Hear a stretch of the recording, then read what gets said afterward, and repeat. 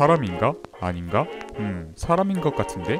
아니, 아닌 것 같기도. 사람처럼 이족보행을 하고 말도 하며 모자를 쓰고 신발도 신고 옷을 갖춰 입고 때로는 이렇게 화장도 하는데 분명히 사람에게서는 볼 수 없는 무언가를 더 갖고 있는 이러한 생명체들은 생각보다 영화나 애니메이션, 그림책 등에서 쉽게 볼 수 있습니다. 사람의 얼굴처럼 표정의 변화도 확실하게 알 수 있고 이를 통해 어떤 감정을 표출하여 마치 사람처럼 행동하지만 분명 사람의 외형이라고 말할 수 없는 동물과 사람의 형태가 함께 어우러진 수인입니다. 수상한 이야기가 될 아니 8번째 이야기가 될 오늘은 수인에 대하여 나눠보도록 하겠습니다.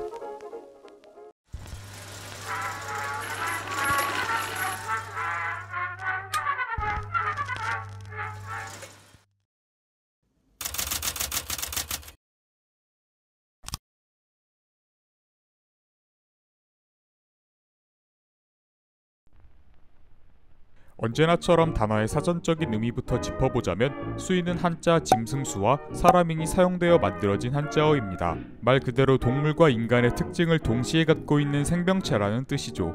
저는 인간의 기본적인 형태에 동물의 형태적 특징을 입힌 것이라고 생각되는데요. 그 대표적인 특징이라면 바로 귀를 꼽을 수 있겠네요. 물론 코도 인간과의 차이를 명확하게 구분짓는 부위라고 말씀드릴 수 있겠으나 그림체마다 차이는 있겠지만 의외로 많은 그림에서 귀보다는 크게 도드라지지 않는 요소입니다. 귀는 동물 형태의 특징을 결정지으며 머리 위에 외적으로 돋아나 있어 가장 눈에 띄는 요소이기 때문이죠. 예를 들어 고양이 귀의 형태를 지닌 수인이라면 이렇게 뾰족뾰족하고 후아후아 아니 폭신폭신하고 부드러운 귀를 갖고 있겠네요. 이와 대비되는 특징을 가진 수인은 고양이와 반대되는 개념의 대표격 동물인 강아지의 귀를 가진 수인이라고 말씀드릴 수 있겠네요. 고양이처럼 위로 뾰족하게 솟은 귀와 강아지처럼 반쯤 아래로 접혀있는 귀를 통해 외형적인 대비를 충족시켜서 두 캐릭터가 서로 다른 캐릭터이며 서로 정반대의 성격을 갖고 있다는 것을 알릴 수 있는 좋은 장치인 것 같습니다.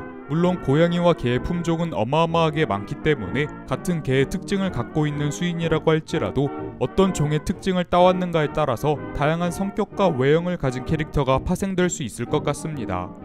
아무래도 고양이와 강아지는 우리 인간에게 가장 친숙하고 같이 생활한 것에 대하여 오랜 역사를 지니고 있는 동물이기에 수인 캐릭터를 만들 때 가장 먼저 고려된 동물이지 않았나라는 생각이 듭니다. 고양이와 강아지 외에도 집에서 많이 기르는 동물인 귀여운 토끼라든지 같은 객과 동물인 여우 같은 동물들이 고양이, 강아지 외에도 생각이 나는데 가장 눈에 띌 만한 토끼의 외형적 특징이라면 고양이, 강아지와 마찬가지로 귀가 되겠네요. 오히려 이 두 동물보다 더 눈에 띄죠. 흰 털색과 빨간 눈을 공통점으로 만들어줄 수 있다면 이렇게 커다랗고 긴 귀는 쫑긋쫑긋 위로 솟아있을 수도 있지만 이렇게 접힌 모양으로 묘사를 해서 차이점을 만들어줄 수도 있겠죠. 캐릭터의 눈매의 차이처럼 귀가 쫑긋한 귀를 가진 토끼 수인은 활발하고 말이 많으며 왠지 운동, 특히 달리기나 점프를 잘할 것 같은 느낌이 들고 귀가 접혀있는 토끼 수인은 소심하고 말을 더듬으며 혼자 있는 것을 좋아할 것 같은 느낌이 드네요. 마치 인간 캐릭터의 머리 모양에서 오는 느낌을 더 확장시킨 개념이라는 생각이 듭니다.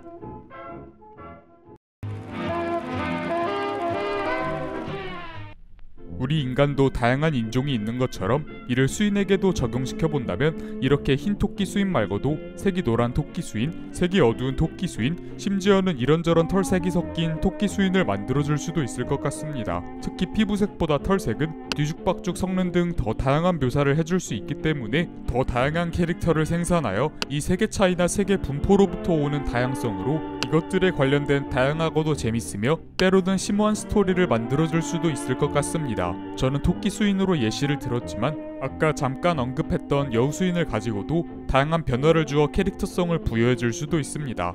여우의 종류를 말씀드린다면 더 여러가지 종이 있겠지만 대표적으로는 붉은 여우, 사막 여우, 북극 여우를 말씀드릴 수 있겠네요. 붉은 여우는 오렌지빛의 털색을 띠고 있으며 여우의 가장 기본형이라고 생각이 되고 흔히 불여우라고도 불리는 여우입니다.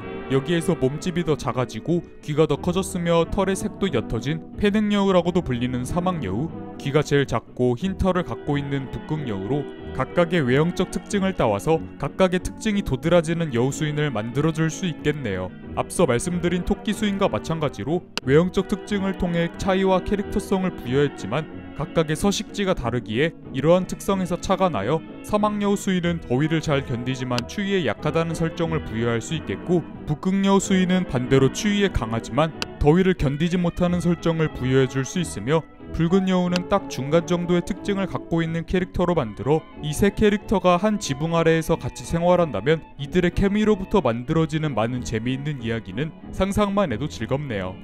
여우라는 한 틀 안에서도 이 동물들의 다양한 외형적, 생태적 특징을 활용하여 재미있는 상상을 할 수 있지만 이 틀을 좀 더 확장해 볼 수도 있겠죠. 동물을 분류하는 계문, 강목, 과속종 중에서 시야를 곽까지 넓혀본다면 이미 다양한 특징을 갖고 있던 수인 캐릭터들에게 더 많은 특징을 부여할 수 있습니다. 이미 예시를 들었었던 고양이 수인은 고양이과의 수인이죠. 같은 고양이과인 동물들을 살펴본다면 여러 가지가 있겠지만 대표적으로는 사자와 호랑이가 있겠네요. 같은 고양이과 동물이지만 크기와 풍겨오는 아우라가 천차만별입니다. 이 차이점을 고양이과 수인들에게 적용시켜서 고양이 수인보다 키와 덩치가 엄청나게 크고 보다 더 듬직하고 강력한 수인 캐릭터를 만들어줄 수 있을 것 같습니다. 외형적 특징을 적용시켜본다면 이렇게 사자의 갈기를 멋진 수염처럼 바꿔서 노신사의 이미지가 떠오르며 양복과 지팡이가 어울릴 것 같은 사자 수인을 만들어줄 수도 있겠고, 호랑이 수인 같은 경우에는 몸의 줄무늬를 수인의 머리카락색으로 적용시켜서 호랑이 무늬가 있는 머리카락 사이에 호랑이 귀가 쫑긋 돋아나 있는 캐릭터로 만들어줄 수 있을 것 같습니다. 항상 가장 강한 맹수를 생각해볼 때 어김없이 등장하는 호랑이와 사자이기에 이 점을 활용하여 저는 이 두 캐릭터가 항상 옥신각신하는 모습이 그려지네요. 아니면 이 사자 수인의 듬직한 이미지와 호랑이 수인의 드센 이미지를 활용하여 철없는 말괄량이 호랑이 아가씨와 이를 보조하는 고고한 사자 집사같이 마치 한 부잣집이나 한 지역의 영주의 가문에서 일어나는 이야기 같은 관계를 구축할 수도 있을 것 같습니다. 고양이과 동물들은 상자를 주면 그 안에 들어가 잠잠해지니까 날뛰는 호랑이 아가씨를 상자 안에 넣는다면 아늑하여 잠잠해지는 에피소드 같은 것이 떠오르네요. 의외로 사실은 젠틀한 사자 집사가 더 상자를 좋아하는 거였다는 것이 밝혀진다면 그것도 나름대로 웃음 포인트가 될지도 모르겠습니다.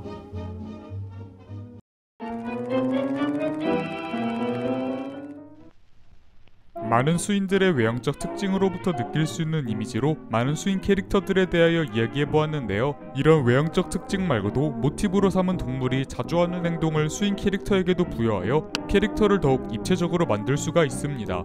예를 들어 보자면 강아지 수인은 습관적으로 냄새를 맡거나 자기 냄새를 묻히려고 할 수 있겠고, 화가 났을 때에는 이빨을 보이며 으르렁거릴 수도 있겠네요.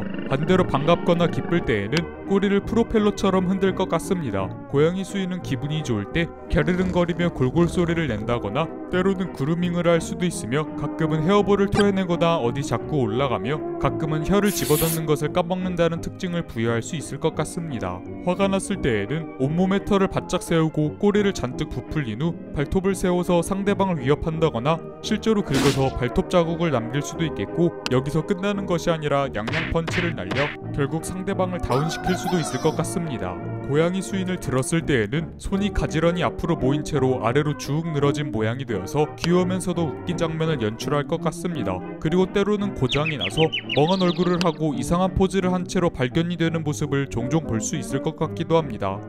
지금까지 언급했던 수인들은 전부 포유류를 모티브로 한 수인들이었습니다. 하지만 이 외에도 얼마든지 수인 캐릭터로 만들 수가 있습니다. 조류로 한번 예를 들어볼까요? 수인 캐릭터를 만들려면 그 대상이 될 동물의 형태적인 특징부터 따와야 하는데 조류라면 정말 쉽습니다. 조류의 아이덴티티라고 할 수 있는 날개는 빠질 수 없는 요소이죠. 여기서부터는 또 창작자마다 갈릴 것 같은 요소인데, 새는 손이나 앞발이 따로 없기 때문에 이 날개를 손을 대신하여 적용시킬 수도 있겠으나 수인, 즉 인간의 신체적 요소도 들어가야 하기 때문에 날개와 손을 둘 다 채택할 수 있을 것 같습니다. 부리도 같은 이유로 넣거나 뺄 수도 있겠으나 발의 경우에는 조류와 인간 모두 비슷하다고 여길 만한 요소이기 때문에 인간의 발 대신에 새의 발톱을 인간의 발처럼 약간 변형하여 적용시킬 수도 있으리라 생각합니다. 꽁지깃 같은 경우에는 포유류 수인도 공통적으로 갖고 있는 요소이니 같은 방식으로 적용하면 될 것이라 생각하고, 외형적 특징 외의 특징이라면 벌레를 먹는 것을 좋아할 수도 있고, 자주 쓰다듬어주면 흥분하여 폭주해버린다는 설정을 붙여도 재미있을 것 같습니다. 기분이 좋을 때 짹짹 지저귀일 수도 있겠죠. 수인이니까 휘파람을 자주 분다거나 콧노래를 자주 부르는 것으로 바꿀 수도 있을까요? 설정에 따라 다르겠지만 비행이 가능할 수도 있고 아닐 수도 있겠네요. 다른 포유류 수인과의 차이점이라면 조류 수인은 알을 낳는다는 것인데, 이 알을 낳게 되는 과정에 있어서는 이를 어떻게 묘사할지는 여러분의 상상에 맡기는 것이 좋겠네요. 여기서 어떻게 표현할 자신이 없습니다.